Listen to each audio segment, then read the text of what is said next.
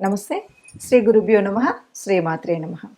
ఆదిత్యాయ చ సోమాయ మంగళాయ బుధాయ చ గురు శుక్ర శనిభ్యే రాహవే కేతవే నమ.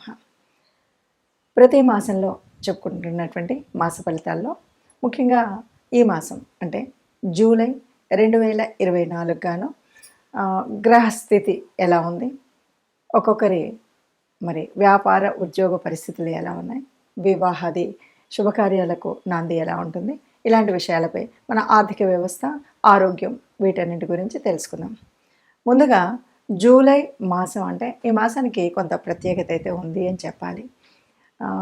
మనం ఆంగ్ల ప్రకారంగా ఆంగ్ల తేదీల ప్రకారంగా చూసుకున్నప్పటికీ మనకు వచ్చేటువంటి మాసాలు అయితే మనకు జూలై అనగానే ఆషాఢ మాసం వచ్చేటువంటి పరిస్థితి.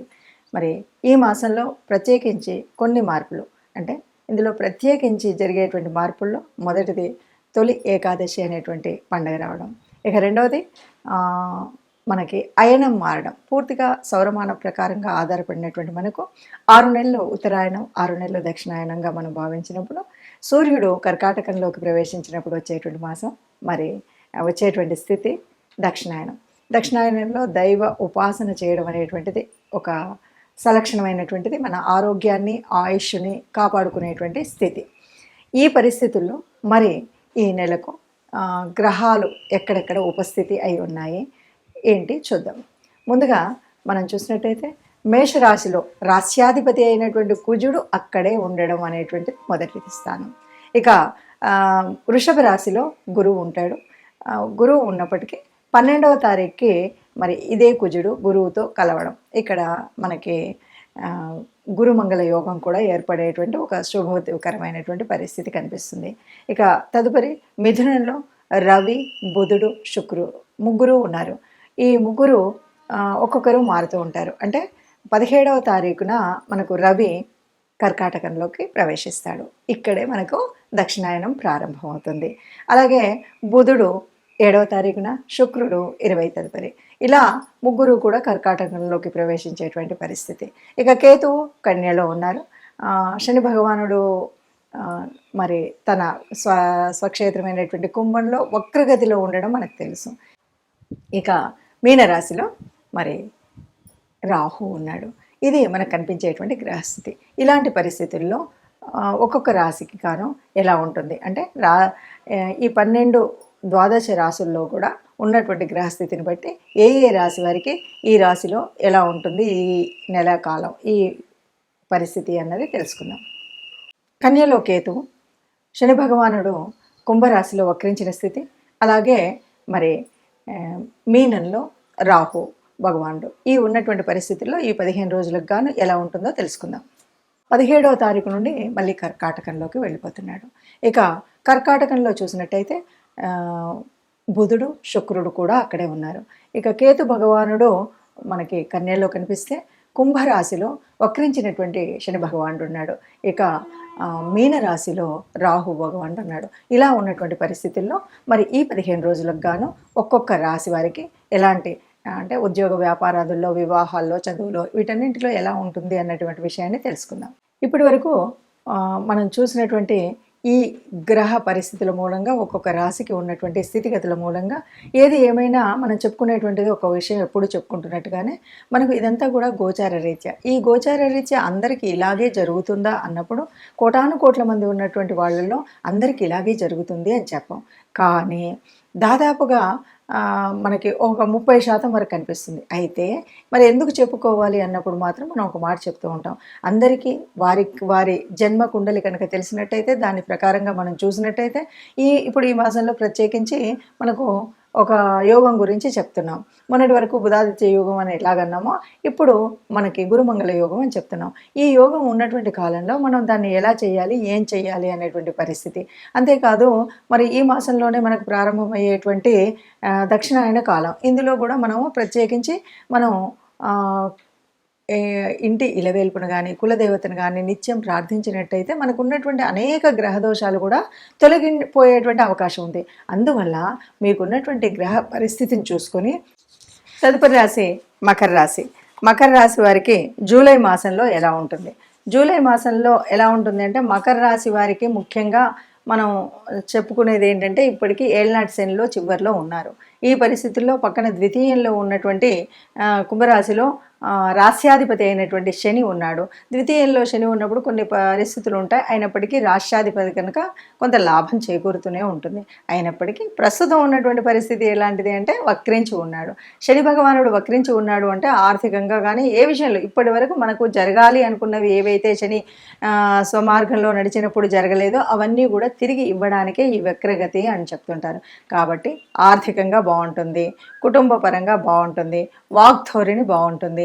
అంటే మీ వాక్ స్థానం చాలా బాగుంటుంది అనమాట. మీరు ఎవరితో ఏది మాట్లాడినా స్పష్టంగా మాట్లాడగలుగుతారు.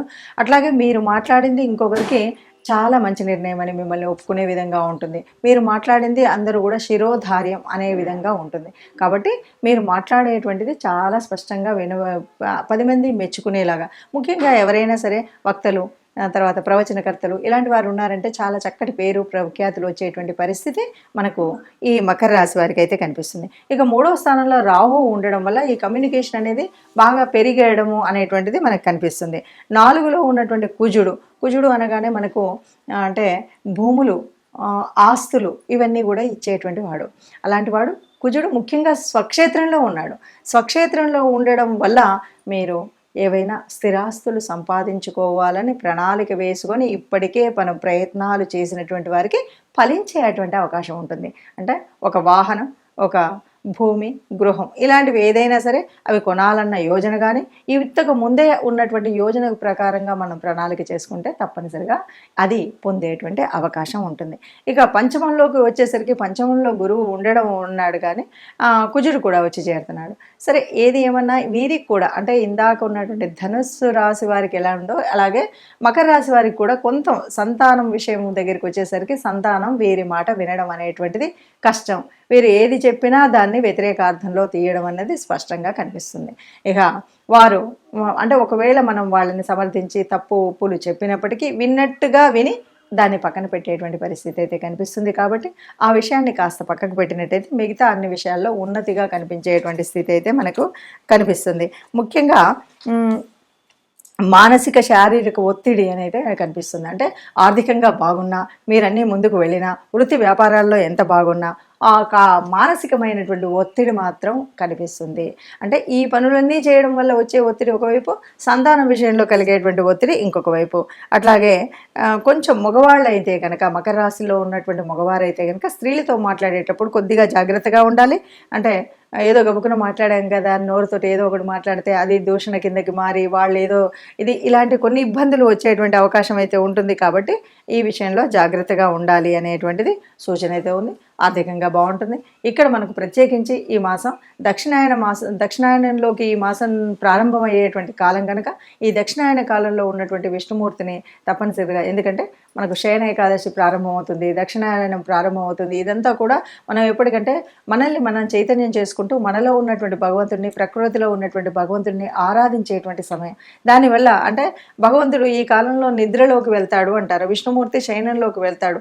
కాబట్టి మనల్ని మనమే చూసుకోవాలంటే ఆ భగవంతుడిని ప్రేరేపించాలి, భగవంతుడి ఆరాధన చేయాలి నిత్య కృత్యంగా ఉంటే కనుక దానివల్ల ఏదైనా చిన్నది పెద్దది చెడు జరిగేటువంటి అవకాశం ఉన్నా వీటన్నింటినీ కూడా తొలగించగలుగుతాం. అందుకని ఇష్టదేవత ఆరాధన చేయండి. ఇప్పుడున్నటువంటి ఏళ్ళనాటి శనిలో భాగంగా ఇదంతా కూడా తగ్గుముఖం పట్టేటువంటి పరిస్థితిగా ఉందని భావించండి. ఏం పరిహారం చేసుకోవాలి అన్నప్పుడు ముఖ్యంగా ఇప్పుడు వచ్చేటువంటి కాలం కూడా దేవతలకు నిద్రాణ స్థితి. కాబట్టి మనం ఎంతసేపు దేవత ఉపాసన చేయడం, దేవతల్ని ప్రార్థించడం, అందులో ముఖ్యంగా మీ ఇష్టదేవత ఆరాధన లేకపోతే కులదేవత ఆరాధన అనేది మర్చిపోకుండా చేయడం.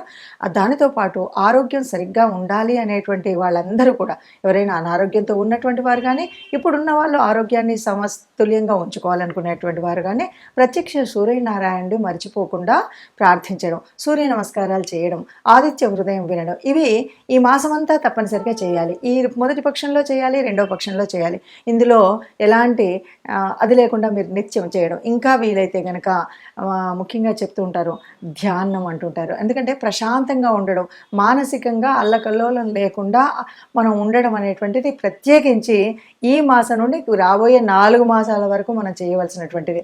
ఎందుకు అంటే ఇక్కడ మనకి దేవతలందరూ కూడా నిద్రలోకి వెళ్తున్నారు అంటారు. అంటే ముఖ్యంగా స్థితికారకుడైనటువంటి విష్ణుమూర్తి నిద్రాణంలోకి వెళ్ళేటువంటిదే మనకు శయన ఏకాదశి. మరి ఇక్కడ నుండి అంతేకాదు దక్షిణాయన కాలం ఇక్కడ అంతా కూడా సూర్యుడు భూగోళానికి దూరంగా వెళ్తాడు కాబట్టి, సూర్యుడు తాను ఇచ్చేటువంటి శక్తిని ఇవ్వడు కాబట్టి, మనకు అనేక రకాలైన అనారోగ్యాలు వచ్చేటువంటి సమయం కాబట్టి మనం ఈ పని చేస్తూ కొన్ని రెమెడీస్ మనకు అందులో ఎలా ఉన్నా, మంచి చేసినా చెడు చేసినా, గ్రహాల స్థితి ఎలా ఉన్నా కూడా కొన్ని రెమెడీస్ అయితే చేయాలి. ముఖ్యంగా విష్ణు సహస్రనామాన్ని వినడం, దాంతోపాటు గోశాలకి వెళ్ళడం, గోవులకి గ్రాసం తినిపించడం, ఇలాగే దానం, అలాగే మనం ఎప్పుడు కూడా ధ్యానం, ఈ రెండు కూడా ఈ 4 ఏళ్ల కాలానికి ఇది ఒకే రెమెడీ అండి.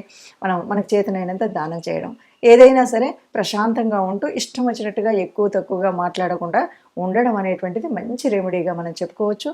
ఈ రకంగా మనం చేసినట్టయితే అందరం సుఖంగా ఉంటాం, అందులో మనము ఉండాలని ఆశిస్తూ సర్వే జనా సుఖినో భవంతు.